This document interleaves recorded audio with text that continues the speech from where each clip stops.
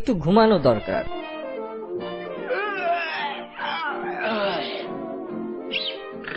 সে কি, নাক ডাকছে কে? কম্বলটা কোথায় গেল?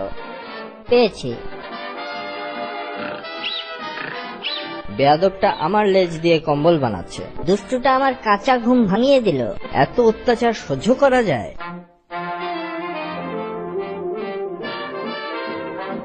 তোমার বড়লোক থাকার শর্ত ভুলে যাচ্ছ বন্ধু। বাড়িটা আমার মাথায় পড়ুক।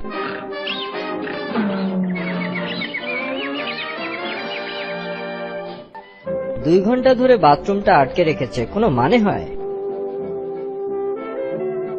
তোয়ালের জন্য ধন্যবাদ মিস্টার কোটিপতি। সকালে নাস্তা চলে এসেছে।